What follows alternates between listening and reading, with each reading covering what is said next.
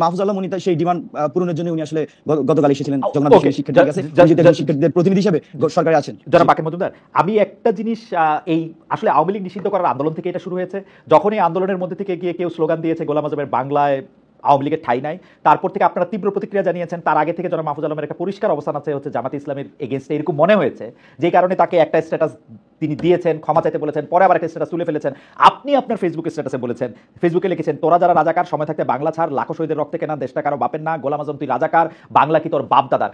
আপনারা জামায়াতে ইসলামী এই রকম সাংঘাতিকভাবে, জামায়াত বা শিবির আপনাদের প্রতিপক্ষ কি করে হলো, বা আপনারা তো মাঠে একসঙ্গেই ছিলেন, বা অনেকে বলছেন জামায়াত শিবিরের লোকজন আপনাদেরকে গণ আন্দোলনের সময় বিভিন্ন রকম সুবিধা দিয়েছেন, সাহচর্য দিয়েছেন, প্রোটেক্ট করেছেন।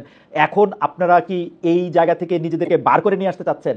এইটার জন্য কি আপনারা নতুন কোনো পলিটিক্সের খেলা এখানে খেলা হচ্ছে? আপনি যদিও রাজনৈতিক দলটির সাথে জড়িত না, আপনি ছাত্র সংগঠনের সাথে জড়িত, আপনি যদি একটু এক দুই লাইনে ব্যাপারটা বলতেন।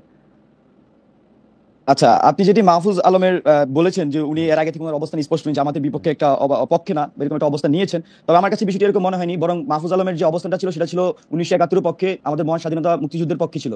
তো মাহফুজ আলমের এটাকে হচ্ছে বিভিন্নভাবে জামাত বিরোধী দেখানো হচ্ছে, বরং আমার কাছে মনে হয়েছে যে মাহফুজ আলম উনি এর চেয়ে যতটা না জামাত বিরোধী অবস্থান নিয়েছেন, তার চেয়ে বেশি উনি মুক্তিযুদ্ধের পক্ষে একটা অবস্থান নিয়েছেন এবং 24-এর পক্ষে একটা অবস্থান নিয়েছেন।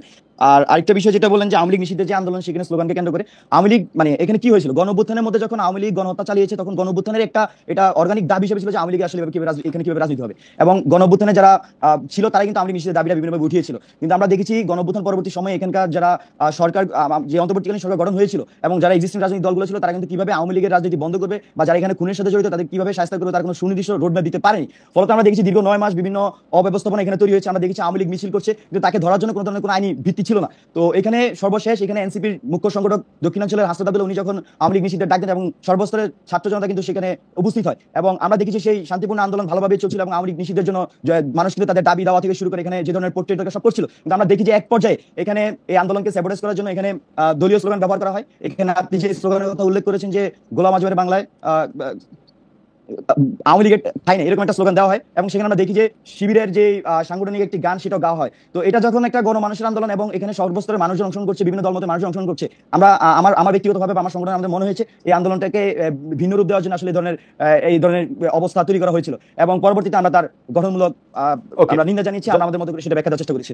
জনাব বাকের মজুমদার, আপনাকে ধন্যবাদ। আমি একটু জনাব নাসিরউদ্দিনের কাছে যাই। জনাব নাসিরউদ্দিন, আপনি বয়সে তরুণ, এবং কিন্তু আমি আপনাকে অনেকদিন ধরে জানি, বা বেশ কিছুদিন ধরে জানি, অনেকদিন ধরে আপনি আসলে বাংলাদেশের রাজনীতিকে পর্যবেক্ষণ করেন, বাংলাদেশের রাজনীতিকে বিশ্লেষণ করতে চেষ্টা করেন। সেই হিসাবে আমি আপনার কাছে একটু জানতে চাই যে আজকে জামায়াতকে আপনাদের প্রতিপক্ষ হইতে হচ্ছে, জামায়াত শিবিরকে নিয়ে আপনারা অনেক ধরনের কথা বলছেন সারাক্ষণ, মানে অফলাইনে অনলাইনে সারাক্ষণই আমরা এটা দেখতে পাচ্ছি।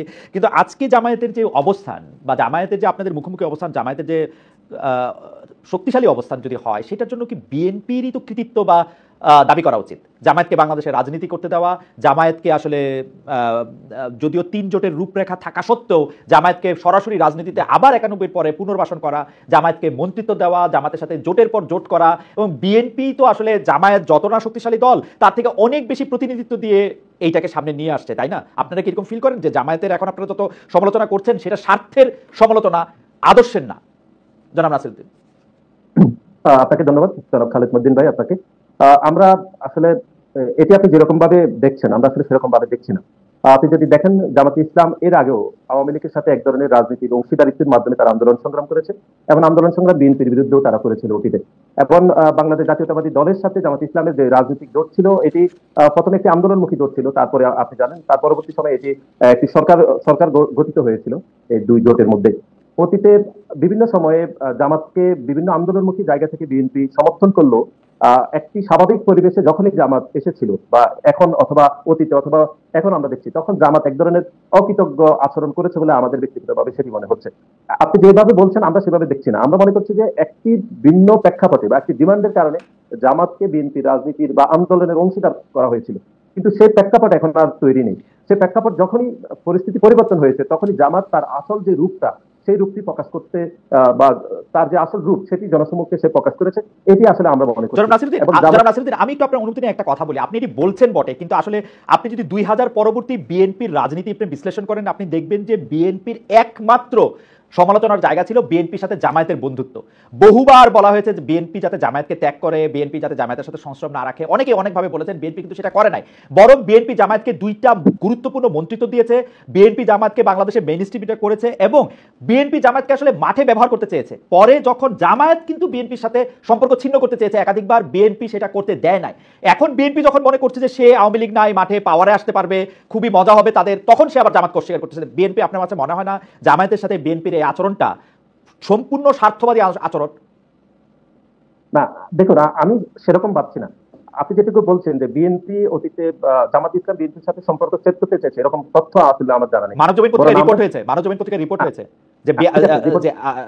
যে জামাত আসলে বিএনপিকে ছাড়তে চায় না, বরং আন্দোলনমুখী পরবর্তী সময় যে একটি সরকার গঠিত হয়েছিল, সেই সরকারের অংশীদারিত্বের ভিত্তিতে সে সরকার পরিচালিত হয়েছিল এবং এটি আন্দোলনের পরবর্তী সময় একটি সরকার আমরা দেখেছি।